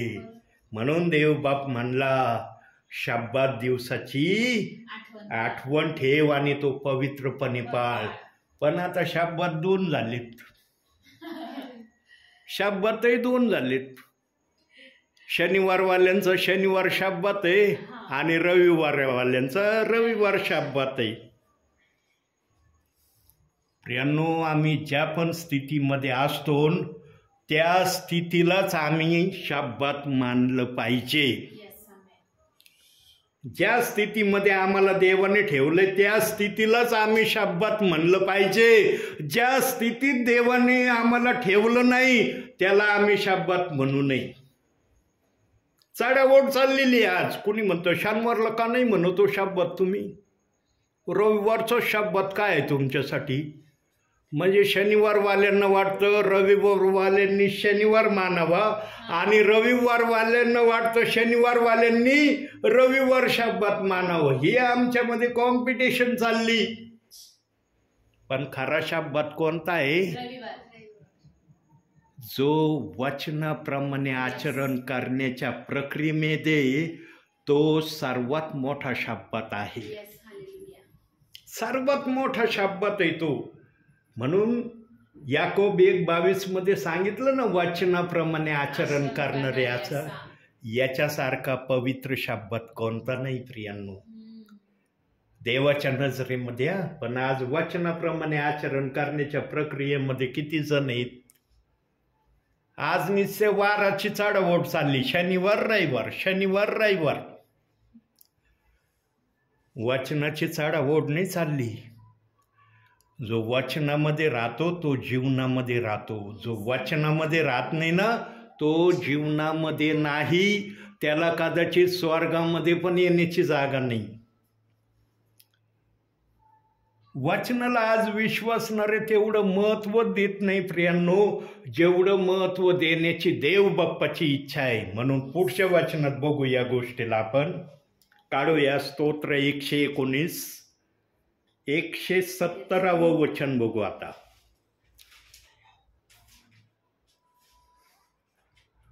119 170 170 व 170 170 ना. 119 170. हो. माझी विनंती तूच पुढे येऊ, तू आपल्या वचनानुसार मला मुक्त कर. माझी विनंती तूच पुढे येऊ. आता विनंती करण्याचे पण प्रकार आहेत. आज कोणताही विश्वासणारा देव बाप्पाला प्रार्थना केल्याशिवाय राहत नाही. कोणताच विश्वासणारा देव बाप्पाला प्रार्थना केल्याशिवाय राहत नाही. आणि जो विश्वासणारा देव बाप्पाकडे प्रार्थना करत नाही तो देवाचा नाहीच. त्याला अधिकारच नाही की मी देवाचा आहे म्हणून. अहो, तो साधी प्रार्थना नाही करत तो बायबल कधी वाचणार? होईल का बायबल वाचन? साधी प्रार्थना त्या व्यक्तीकडून होत नाही. ते कधी पवित्र शास्त्र घेणार आणि वाचणार? जो देवाच्या आखणीत राहतो ना, देवबाप त्यालाच म्हणतो हा माझा आहे. जो देवाच्या आखणीत नाही ना, देवबाप म्हणतो याची जागा मी ठरवित आहे. पण शेवटच्या घटकेला जर तो वळाला ना, जसा तो चोर वळाला, वधस्तंभावरचा एक चोर वळाला ना शेवटच्या घटकेला, कुठं नेलं देवबाप्पांनी त्याला? स्वर्गात तर नेलं, पण कुठं नेलं? सुखलोकात नेलं. एक चोराने शेवटच्या समायला देवाला नाही ओळखलं म्हणून तो कुठं आहे माहिती नाही आज आपल्याला. आम्ही सांगू नाही शकत की तो कुठं आहे, पण एवढं निश्चित सांगू शकतो प्रभूच्या उपस्थितीमध्ये की तो योग्य ठिकाणी नसणार. मग ते कोणतं योग्य ठिकाण नाही, तिथं तो आहे. पण ज्याने प्रभूचं ऐकलं तो सुख लोकांमध्ये आहे. देव बाप शेवटच्या समयापर्यंत विश्वासणाऱ्यांना संधी देतो. म्हणून अंतिम समयात पण देवाच्या सेवकांना प्रभू पाठवतो. असंच देवाच्या सेवकांना प्रभू नाही पाठवीत. देवाचा आत्मा वेगवेगळ्या प्रकारे देवाच्या सेवकाला पाठवण्याचं कारण त्याला जर आवडलं तर तो सांगेल. आणि सेवकाला काय देतो माहिती का? निघणे अगोदर पवित्र आत्मा. त्याच्या हृदयात आनंदाच्या उकळ्या तो ठेवतो. म्हणून सेवक इथपर्यंत येतो. तुम्ही प्रार्थनेतच बोलले ना की देवाचे दास खूप दुरून आमच्याकडे प्रार्थनेला आले. का आलं? कारण पवित्र आत्मेने तेवढा आनंद दिला म्हणून आला. ना तर मी सांगितलं ना, सारसनगरला मला जायचं होतं प्रार्थनेला. देव म्हणला नाही तिथं नाहीये मी. तुला जायचं असलं जा, पण तिथं मी नाहीये. मी आज इकडे आहे, कल्याण रोडला आहे मी आज. तुला इथं गेलं तर कळन, पण तिथं गेलं ना तिथं मग तुला समजन. आणि प्रियांनो, मी अनुभवलंय 2 वेळेस माझ्या जीवनात. जेव्हा पवित्र आत्मा बोलत नाही ना सेवकाच्या मुखातून, त्याला बोलताच येत नाही. तो नुसते धाड हे वचन काढन ते वचन काढन ते वचन, त्या वचनाला पण लिंक राहत नाही. वचनाला धरून बोलणं नसतं त्यावेळेला. कोणतं वचन सेवक काढून देतो, हे बघून ते बघून ते बघू. ऐकणारे वाचणारे म्हणतात, अरे यांचं वचन कोणतं चाललंय, विषय कोणता आहे, कोणतं वचन आलंय समोर. वचनाला धरून, विषयाला धरून फक्त पवित्र आत्मा बोलू शकतो. सेवक बोलू नाही शकत तसं. म्हणून सेवकाने नेहमी प्रभूच्या सांगण्याप्रमाणे चालणारा असला तर त्याला सेवा करता येईल आणि तो सेवेमध्ये दिसणार, जे तुम्ही आज मला पाहता. तिथं काय म्हणतोय तो, माझी विनंती तूच पुढे येऊ. आता विनंती शारीरिक ठेवायची जादा का आत्मिक जादा ठेवायची, हे बोलणाऱ्यावर अवलंबून आहे. बोलणारा जर आत्मिक असला तो आत्मिक जास्त गोष्ट प्रभूला सांगन. पण बोलणारा शारीरिक मध्ये जास्त रममान असला ना, तो शारीरिकच प्रभूला जास्त सांगन. आत्मिक उगच काहीतरी सांगायचं म्हणून सांगन. म्हणून देव म्हणला, तुम्ही आपली धनसंपत्ती स्वर्गामध्ये साठवा. देवबाप का नाही म्हणला पृथ्वीवर धनसंपत्ती साठवा? का नाही म्हणला? सांगा, आज जर तुमच्याजवळ पैसा नसला, तुम्हाला मार्केटला जर जाऊन काय आणायचं असलं, सब्जी भाजी, खिशात पैसा नसला, फार मोठ्या मार्केटमध्ये गेले, काय उपयोग आहे का तुमचा त्या मार्केटला जाऊन? तुमच्या खिशातच पैसा नाही, काय घेता त्या मार्केटमधून? पैसा गरजेचा पण आहे, परंतु तेवढं स्थान पैशाला द्या जेवढं स्थान देण्याची देवाची इच्छा आहे. आणि ती देवाची इच्छा जाणण्यासाठी तुम्ही देवाच्या इच्छेप्रमाणे वागणारे असले तर देव तुम्हाला ते कळवेल की तुम्हाला भावी जीवनामध्ये शारीरिक धन किती जमा करायचंय. बिलकुल शारीरिक धन ज्याच्याजवळ नाही ना, त्याला काही किंमत नाही राजजगामध्ये. शारीरिक धन पण असणं गरजेचं आहे, पण तेवढंच असलं पाहिजे जेवढं देव बाप्पाला आवडत आहे. काही जण त्याच्या प्रमाणाच्या बाहेर आत्मिक गोष्टीकडे दुर्लक्ष करतात आणि शारीरिक गोष्टीला जास्त घेऊन चालतात. प्रियांनो, ही जी विनंती लिहिली ना, माझी विनंती तूच पुढे येऊ, हा जो विनंती करणारा आहे ना, हा देव बाप्पाला म्हणत आहे, माझ्या जीवनामध्ये देवा तुझ्या इच्छेप्रमाणे करण्यामध्ये मला जास्त आनंदी कर. माझ्या मनाच्या इच्छेप्रमाणे आनंदी होण्यामध्ये मला कमी ठेव. हा जो विनंती करतो ना, इथं म्हणतो ना, माझी विनंती तूच पुढे येऊ, तो आत्मिक धनाला जास्त प्रभूच्या राज्यात मिळवण्याची तळमळ त्यांच्या हृदयात आहे. शब्दशः पूर्ण लिहिलेलं नाहीये वचन, पण देवाचा आत्मा या गोष्टीला प्रगट करत आहे की जो देवाकडे विनंती करतोय तो देवाला खुश करण्याची अपेक्षा जास्त ठेवतोय. आमच्या जीवनामध्ये आम्ही देवाला जास्त खुश ठेवलं ना, देव आम्हाला कधी निराश ठेवणार नाही. प्रियांनो, त्याला काय विश्वासणारे देवालाच खुश ठेवीत नाहीत. आणि प्रियांनो, देवबाप सर्वात जास्त खुश कशाने होतो माहिती?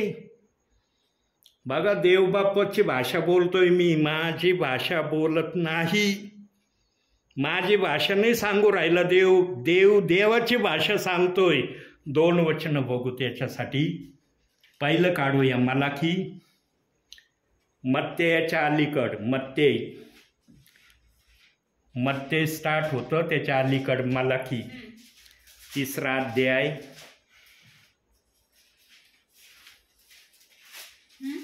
10वं वचन. सेनाधीश परमेश्वर म्हणतो, माझ्या मंदिरात अन्न असावे म्हणून सगळा दशमांश तुम्ही भांडारात आणा, म्हणजे मी आकाश कपाटे उघडून जागा पुरणार नाही एवढा आशीर्वाद तुम्हा करता वर्षितो की नाही याविषयी माझी प्रचिती पहा. काही विश्वासणारे या गोष्टीला आजही उन्हेमध्ये ठेवित आहेत. आणि जो प्रभू पुढं विनंती करतोय ना, तो विनंती करणारा प्रभूला म्हणतो, मला दशमांश देणारा तू सतत ठेव. मी दशमांश देणारे माझे हात तुझ्या समोर सतत राहू दे. पण काही विश्वासणारे आज दशमांश देत नाही प्रियांनो. देव बाप्पानी भरभरून त्यांना दिलंय, पण देवाला 1% देण्याची त्यांची इच्छा होत नाही. ते म्हणतात देवाला कधी देणं गरजेचं आहे का? देव काय घ्यायला बसलाय का? देव द्यायला बसलाय. प्रियांनो, ज्यांची धारणा आहे ना देव घ्यायला बसलाय, आपलं द्यायला बसलाय, ते कधी जीवनामध्ये दशमांश देणार नाही. त्यांचं मन कधीच म्हणणार नाही की मला देवाला दशमांश द्यायचा आहे. अंतिम समयात एखादा जर दशमांश देणारा बांधला ना, त्या देणाऱ्याला इतके आशीर्वाद देवबाप देईन ना की तो विचारात पडन, अरे इथून माग मी दशमांश जर दिला असता तर आजच्या समयाला माझी काय परिस्थिती असती. आणि देवबाप असं का करतो एखाद्याच्या जीवनामध्ये? कारण देवबाप त्याला शिकवतो, तू दिला नाही ना, दिला म्हणून बघ तुझा काय आशीर्वाद आहे. देवबाप पण देण्यामागं कारण ठेवतो, असं देवबाप पण देत नाही.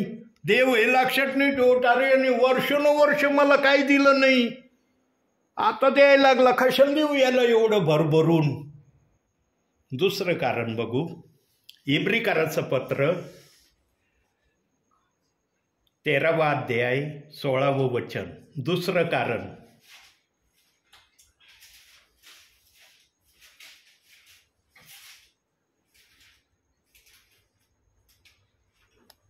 याकोबाच्या पत्राच्या अलीकड फिलोमोनाच्या नंतर आपलं फिलोमोनाच्या नंतर 13वा अध्याय 16वं वचन.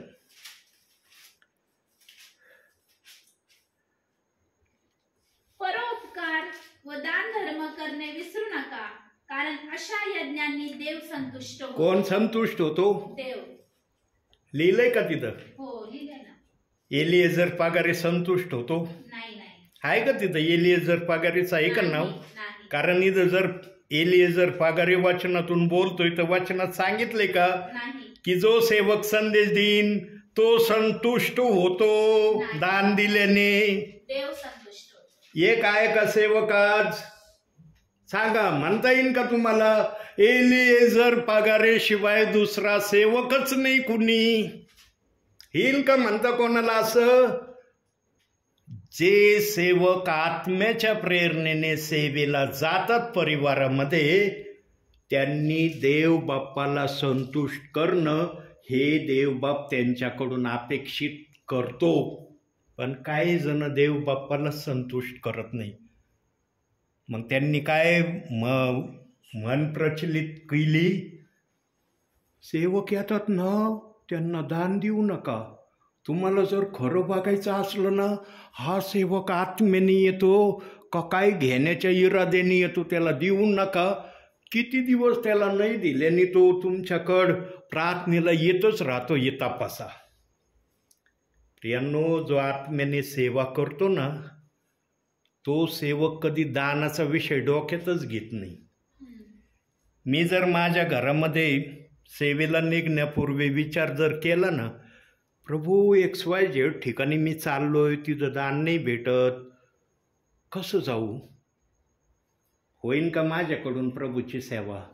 प्रभू म्हणशील तू पैशासाठी माझा उपयोग करतो काय?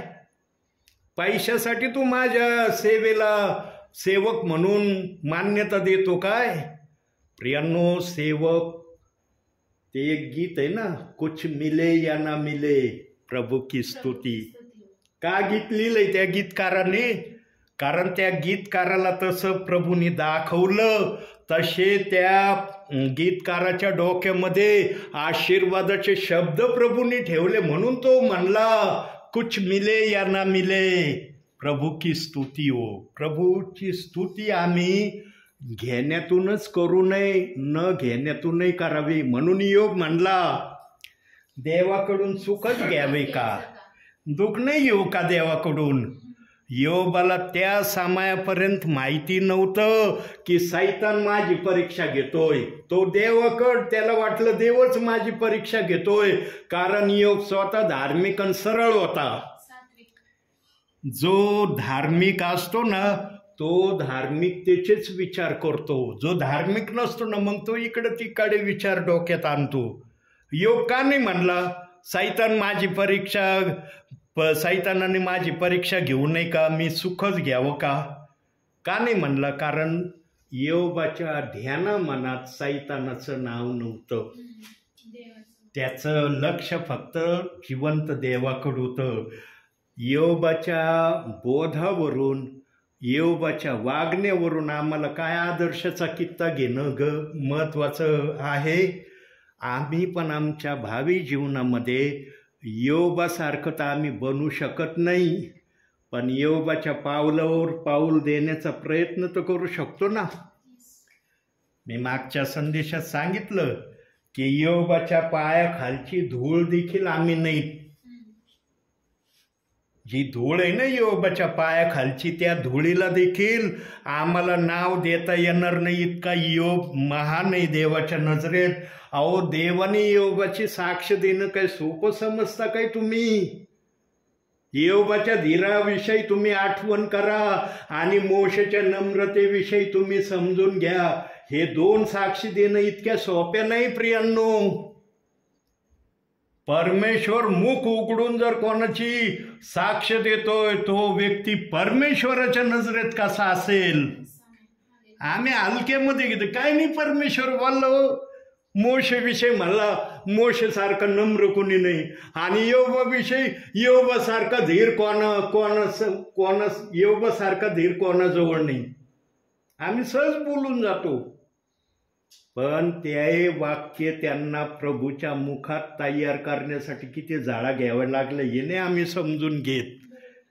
आम्हाला योबासारखे दुप्पट आशीर्वादाची लय अपेक्षा आहे. काही जण प्रार्थना भावना आवेशलय म्हणतात, योबासारखे मला दुप्पट आशीर्वाद दे. पण योबासारखं थोडं संकट आलं तर मग काय करतात, मग म्हणतात अरे देवा तुझ्या नावासाठी आलो कमी, याच्यासाठी तुझ्यावर विश्वास ठेवला कमी. प्रियांनो, माझ्या जीवनात मी हे केलंय. मी माझं सांगतो, उगाच मी म्हणतो का मी माझ्या भावी जीवनामध्ये देवाला इतक्या वाईटरित्या माझ्या जीवनामध्ये घेतलं ना, पण देवाने मला शेवटची एक संधी दिली. देव म्हणला लय ऐकून घेतलं तुझं मी, तू असं समजू नको, तुझ्या डोक्यात येऊ गैरसमज येऊ नको की मी देवाला नुसता बोलणारच आहे आणि देव नुसता ऐकणारच आहे. तुला लास्ट संधी मी देतो. आता माझ्या सांगण्याप्रमाणे वागशील तर तुझ्याकडून मी काही करीन. जर नाही ऐकलं मग तुला कुठं घेऊन जायचं ते मला माहीत आहे. आणि जेव्हा देवाने फायनल डिसिजन मला कळवलं ना, हात जोडले मी, म्हणलं नाही प्रभू आता नाही करणार तसं. आणि प्रभू म्हणलं ठीक आहे, आता बोलतोस भावना आवेशी बोलतोस का खरं बोलतोस, आता तुला संधी देतो मी, बघू आता तू तसं करतो का. आणि मी आजपर्यंत तसं करतोय. प्रार्थनेला गेल्याशिवाय राहत नाही मी, पण कधी कधी असे प्रॉब्लेम येतात माझ्यासमोर की मला प्रार्थनेला जाण्यासाठी आडकाठी उभी राहती. म्हणून पाऊल देखील म्हणला सैतानाने माझ्यावर हल्ला करू नये, मला सेवेपासून विभक्त करू नये, म्हणून प्रार्थना करा. सेवकांसाठी प्रियांनो प्रार्थना करणं फार गरजेचं आहे. सेवकांसाठी प्रार्थना करण्यापासून कधी स्वतःला आवरून धरू नका. आणि 30 दिवसामध्ये 30 सेवकांचे नावं घेऊन प्रार्थना करा. एका सेवकाची रोज रोज रोज रोज प्रार्थना नका करू. एक दिवस जर सेवकासाठी तुम्ही प्रार्थना केली ना, कोणत्या सेवकासाठी, ती प्रार्थना त्या सेवकासाठी 30 दिवसाची आहे. असं नाही की अरे मी रोज नाव घेतलं तर त्या सेवकासाठी प्रार्थना होईल.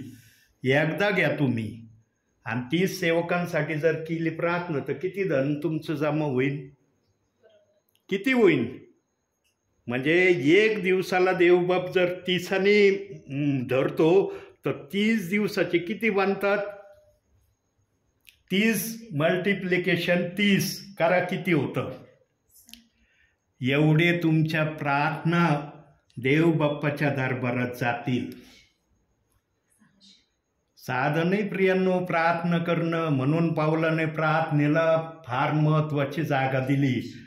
जीवनामध्ये दुःख येणार आहे हे प्रभूला माहीत होतं. माझ्या विश्वासणाऱ्याच्या जीवनात दुःख येणार आहे म्हणून त्याने बायबलमध्ये शब्द ठेवला, एकमेकांसाठी प्रार्थना करा. न तर देवामध्ये असलेल्या लोकांना इतरांना प्रार्थना करण्याची काय आवश्यकता होती का? काय आवश्यकता? देवामध्ये असलेल्या व्यक्तीला देव सांभाळू शकत नाही का? पण देवाला माहित होतं सैतान धूर्तय यांच्या जीवनात संकट आणीन आणि या संकटातून वाचावं म्हणून शास्त्रात सांगितलं एकमेकासाठी प्रार्थना करा. आता शेवटचा शब्द बघू, 5वा स्तोत्र संहिता 119 153. बघा तिथं काय म्हणतोय प्रभू. 153. हो, माझे दुःख पहा, त्यापासून मला मुक्त कर. बघ हा वाचा. कारण मी तुझे शास्त्र विसरलो नाही. कारण मी तुझे शास्त्र विसरलो नाही. कोण विसरू शकत नाही? जो देवाच्या नजरेपासून स्वतःला दूर ठेवीत नाही. दुःखात असलं तरी देवाला आपल्या जवळ ठेवतो. सुखात तर सर्व देवाचंच गौरव करणारे आहे तो. सांगा कोण असा आहे की तो सुखामध्ये देवाचं गौरव नाही करत? मनुष्याची खरी तपासणी, खरी कसोटी दुःखामध्ये आहे. आणि हे दुःख कधी कधी मनुष्याच्या पापाने येतात आणि कधी कधी हे दुःख सैतान आमच्यावर लादण्याचा प्रयत्न करतो. कोणावर लादण्याचा प्रयत्न करतो माहिती का? जो वचनाप्रमाणे वागत नाही, वचन वाचित नाही, वचनाकडे लक्ष देत नाही, त्याच्या जीवनामध्ये दुःख आल्याशिवाय राहणार नाही. काळ्या दगडावरची पांढरी रेष आहे प्रियांनो. जो देवाच्या आखणीच्या बाहेर चालतो ना त्याच्यावर दुःख आल्याशिवाय राहणार नाही. पण जो देवामध्ये राहून पण दुःख जर आलं ना तर तो आनंदाने त्या दुःखाचं स्वागतही करतो. म्हणून आपलं 1 पेत्र 3 अध्याय 17 वचन बघा बरं पटकन. 1 पेत्र 3 अध्याय 17 वचन काय म्हणतंय ते वचन? चांगले करूनही दुःख सोसावे अशी देवाची इच्छा असली तर वाईट करून दुःख सोसण्यापेक्षा ते बरे आहे. जो चांगलं करण्याच्या इच्छेमध्ये असतो ना त्याच्यावर दुःख जरी आलं ना तरी तो नाराज होत नाही, खिन्न होत नाही. कारण चांगलं करून जर दुःख सहन करण्याची देवाची इच्छा असली ना त्याच्यात तो समाधानी होतो. पण ज्याच्या जीवनात दुःख देव नसतो ना त्याच्यावर दुःख येऊ द्या, मग बघा तो तोंडातून कसे अपशब्द देवासाठी काढतो. आणि मी माझ्या दुःखामध्ये काढले तर हे शब्द जे वचन आत्ता वाचलंय ना. मी नेहमी माझ्या पापांची पुनरावृत्ती तुम्हाला सांगतोय की मी काय काय केलंय प्रभूमध्ये राहून. आज जो चेहरा तुम्ही पाहत आहात ना वचनाच्या स्वरूपाने, पण याच्या अगोदरचा चेहरा फार भयानक होता. आणि प्रेषित 2:38 वचन म्हटलं तर मग तर काही जागाच नाहीये. हर परिवाराला सांगितलं होतं जीवनामध्ये प्रेषित 2:38 वचन कधीच मानू नका. तुम्हाला जगातून जावं लागलं तरी चालेल पण ते वचन मानू नका.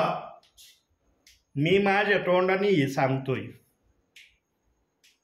त्यावेळेसही पवित्र आत्म्याने ऐकलेलं आहे आणि आज मी त्या वचनाविषयी काय बोलत आहे हे पवित्र आत्मा मला दाखवून देत आहे. प्रियांनो, वचनाचा फार तिरस्कार करणारा थोडक्यात मी होतो हे तुम्हाला एका वाक्यात सांगायचंय. पण देवाने मला चांगलं बनवलं. चांगलं बनवलं म्हणून आलो तुमच्या घरी प्रार्थनेला. वाईट असतो आलो असतो का? नाही ह माझं मन म्हणलं असतं का तू वाईट आहे, जा देवाचं सेवा करायला. देवाने मला येऊ दिला असतं का, अरे तू तर भयंकर वाईट आहेस, कशाला चाललं तिकडं, रस्त्याने जातानाच काही झालं असतं माझं. प्रियांनो, देवबाप त्याला सेवेला पाठवतो जो देवासमोर नम्र झालेला आहे. वाईटातून जो नम्र होतो ना, देवबाप त्याला फार मोठा आशीर्वाद देतो.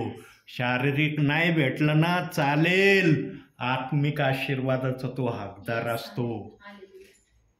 मग म्हणतात ना, जैसी करणी वैसी भरणी. इथंच आहे, वर नाही. काय जणू म्हणतात वर आहे, वर वेगळी भरणी आहे. इथं काय केलंस तू, कसा वागलास, देवाच्या भयात किती राहिलास, देवाच्या आज्ञा किती पाळल्या, हे देव बाप्पाला माहिती आहे. म्हणून देव बाप आमच्या जीवनाच्या पुस्तकात लिहितोय रोज, यांनी काय केलं आणि काय नाही केलं. आहे का 1 वर्षाचं आयुष्य मनुष्याला? दाखवा मला की देव बाप्पाने 1 वर्षाचं आयुष्य दिलंय मनुष्याला. प्रियांनो, 70-80 वर्षाचं जे आयुष्य आम्हाला देव बाप्पाने दिलंय ना, त्या आयुष्याला चांगलं घालवण्याचा प्रयत्न करण्याची ही अंतिम समयामध्ये शेवटची संधी आहे. आणि या अंतिम समयामध्ये ती संधी गमावली ना, तुम्ही देवाच्या राज्यामध्ये राहण्याची संधी गमावली. बघा, निर्भीडपणे बोलतोय पवित्र आत्मा.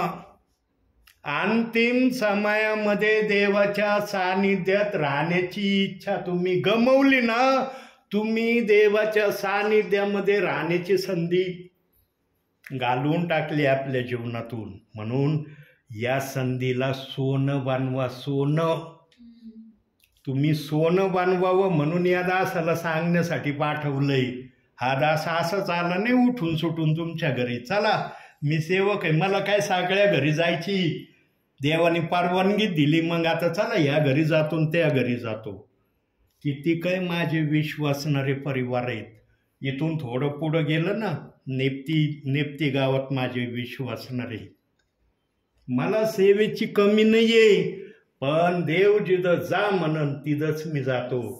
आणि आता शेवटचं 1 वाक्य बोलतो थांबतो मी तुमच्यासाठी, बरं का ते वाक्य स्पेशली, कारण देव इथं उतरून आलाय म्हणून तुमच्यासाठी. कोणताही सेवक असू द्या, मी फक्त माझंच बोलत नाही, कोणताही सेवक असू द्या, तुमच्या घरामध्ये जर प्रार्थनेला येतो ना, तर समजून घ्यायचं देव बाप तुम्हाला आशीर्वाद देण्याच्या प्रक्रियेमध्ये आहे. मग कोणताही सेवक असू द्या, मी फक्त माझं बोलत नाही, मी काय लाडाचा नाही, मी माझ्याविषयी नाही म्हणत. कोणताही सेवक असू द्या, सेविका असू द्या, ब्रदर असू द्या, ते जर तुमच्या घरात प्रार्थनेला आले ना, समजून घ्यायचं देव बाप तुम्हाला आशीर्वाद देण्याच्या प्रक्रियेत आहे. आणि जर तुम्हाला हे विधान कळलं नसेल तर मग कोठीवरची परिस्थिती आठवा आणि सध्याची परिस्थिती आठवा, याची तुलना करा. जर हे वाक्य कळलं नसेल तर, आणि जर कळलं असेल तर सेवकाचा कधीही, ज्या सेवकाचा अनादर होईल त्या दिवसापासून समजून घ्यायचं सेवकाचा अनादर नाही, तो देवाचा अनादर. आणि ज्या घराकड देवाने पाठ फिरवली ना, मग सेवकही येणार नाही. बघा, मला काही विश्वासणाऱ्यांचे फोन येतात आता, ब्रदर तेव्हा कसे यायचे प्रार्थनेला, आम्हाला वाटायचं आज येईल जर पगारीने नाही यावं आमच्या घरी, पण नेमकी त्याच दिवशी आमच्या घरी, आम्ही त्या दिवशी तुमचं नाव म्हणून येईल जर पगारी आज नको आमच्या इथं, त्या दिवशी तुम्ही हमकच आमच्या घरी असायचे. पण आता किती महिने झाले, 6-7 महिने झाले, एकदा तुम्ही आमच्या घरी आले नाही. आता सांगा, एखादा विश्वासणाऱ्याचा असा फोन आला मला, मी काय उत्तर द्यायला पाहिजे त्यांना? एखादी बहीण जर म्हणते, एखादा भाऊ म्हणतो, ब्रदर 6-7 महिने झाले तुम्ही आमच्या घरी प्रार्थनेला आले नाही, काय उत्तर देणार मी त्यांना? त्यांना म्हणणार का मी आता देवाचा सेवक नाही राहिलो, देवाचा सेवक नाही म्हणून मी तुमच्या घरी येत नाही? नाही. मग काय उत्तर देणार? काय उत्तर देतो माहिती का मी? देव बाप तुमची भेट घ्यायला मागत नाही म्हणून मी तुमच्या घरी येत नाही. बरोबर आहे. जेव्हा येत होतो ना तेव्हा तुम्हाला कदर नाही समजली सेवकाची. काय नाही सेवक आहे, कधी येतात आमच्या घरी, खुलेआम दुसऱ्यांना सांगायचे कधी येतात हो, यांचं येण्याचं टाइम टेबल नाहीये. आता बंद झालं तर फोन करतात का येऊ नाही राहिले. बरोबर आहे. जोपर्यंत मिळत राहतं ना तोपर्यंत मिळण्याची किंमत कळत नाही, पण जेव्हा मिळत नाही ना तेव्हा किंमत कळती. अरे तेव्हा भेटत होता आता का भेटू नाही राहिलं. म्हणून प्रियांनो, कधी जीवनामध्ये कोणत्या सेवकाचा, सेविकेचा, ब्रदरांचा अवहेलना करू नका, अपमान करू नका. आणि त्यांचा अपमान तो देवाचा अपमान समजून घ्या. आणि जिथं देवबाप नाराज होईल तिथं देवबाप लवकर येत नाही. बरोबर आहे. हे ध्यानात ठेवा. म्हणून आपल्या भावी जीवनामध्ये नीट वागण्याची जर तुमची इच्छा असेल तर पवित्र शास्त्र वाचल्याशिवाय राहू नका. किती जणांनी एक अध्याय वाचलाय आज सकाळपासून इथं मी प्रार्थनेला येण्या अगोदर? 1, अजून 2, बस 2 जणांनी वाचलं. किती वाजलेत आता? 9 वाजले करेक्ट. 9 वाजले ना. 3 तासाचा वेळ अजून आहे तुमच्याजवळ. किती? 3. एक अध्याय वाचायला जास्तीत जास्त 5 मिनिटाचा वेळ लागतो. आणि तुमचं वाचन चांगलं असलं तर 4ही मिनिटात अध्याय वाचून होईल. नवीन कराराचा एक अध्याय वाचायचा. प्रियांनो, रोज वाचत जा नवीन कराराचा अध्याय. बघा किती आशीर्वादित होतात तुम्ही. पहिला आशीर्वाद काय येईल माहिती का तुमच्यावर? तुमचा चेहरा चमकदार होईल. सर्वात पहिला आशीर्वाद देव बाप्पाचा हा आहे. तुमचा चेहरा ना, आज बघा चेहरा चमकदार होण्यासाठी काय काय प्रयत्न चालले, पण वचन वाचा तुम्ही, तुमचा चेहरा कसा चमकदार देव बाप करतोय बघा. वचनात दिलंय ते, मी माझ्या मनाचं नाही सांगत. मोशे जेव्हा 40 दिवस 40 उपास करून इस्रायली लोकांकडे आला ना खाली, इस्रायली लोकांना मोशेचा चेहरा पावला नाही. ते म्हणे मोशे तुझा चेहरा आम्हाला बघवत नाही, इतका चमकदार चेहरा झालाय, कारण आमच्या डोळ्याला अंधाऱ्या येऊ राहिले तुझ्या चेहऱ्याकडे पाहून. प्रियांनो, हे देव बाप्पाचं वाक्य आहे, माझ्या मनाचं वाक्य नाही सांगू राहिलो. तुम्ही रोज एक अध्याय वाचा, बघा तुमच्या चेहऱ्यामध्ये कालांतराने देव बाप बदल करतो का नाही. हे अनुभव घेऊन बघा की देव बाप खरंच असं करतो की नाही. म्हणून आजच्या या छोट्याशा संदेशातून देव बाप तुम्हाला आणि मला भरपूर आणि भरपूर आशीर्वाद देऊ.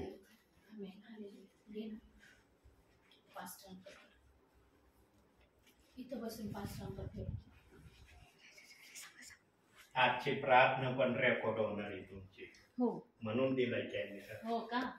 प्रार्थना करायची. बर, ठीक. पवित्र पवित्र सेनाधीश परमेश्वर बापा, आकाश आणि पृथ्वीच्या निर्माण करत्या माझ्या जिवंत देव बाप्पा, मान महिमा सन्मान गौरव सर्व काही आम्ही तुला देतो प्रभू. ओठांचं फळ आणि आभारूपी यज्ञ तुला सादर करतो माझ्या देवा.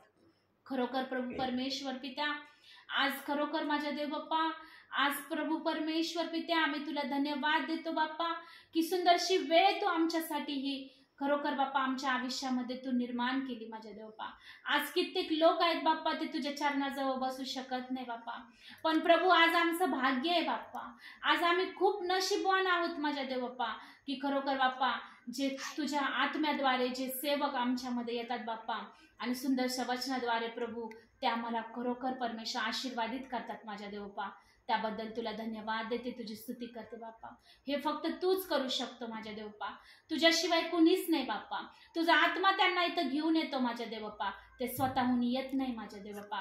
कारण मनुष्य स्वतःच्या शक्तीने स्वतःच्या बुद्धीने शून्य आहे, त्याला परमेश्वराची गरज आहे. आणि खरोखर आज पास्टरांना तू पवित्र आत्म्याद्वारे सामर्थ्याने भरून आमच्या कुटुंबामध्ये घेऊन येतोस माझ्या देवपा, त्याबद्दल तुला धन्यवाद देते. तुझी स्तुती करते बाप्पा. प्रभू आज सुंदरशारित्या पास्टरने शिकवलं बाप्पा की तरुण आपला वर्तनक्रम कशाने शुद्ध राखील, तर प्रभू तुझ्या वचनाने माझ्या देव बाप्पा.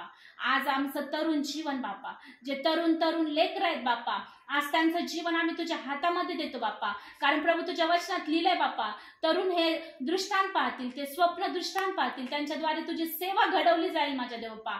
आज आमचे तरुण लेकरं तुझ्या हातामध्ये आम्ही समर्पित करतो बाप्पा. आणि जेवढे तरुण लेकरं आहे बाप्पा, जे नाशाच्या मार्गाकडे जात असतील बाप्पा, आज त्यांच्यावर तुझी दया आणि तुझी कृपा केली जाऊ दे बाप्पा.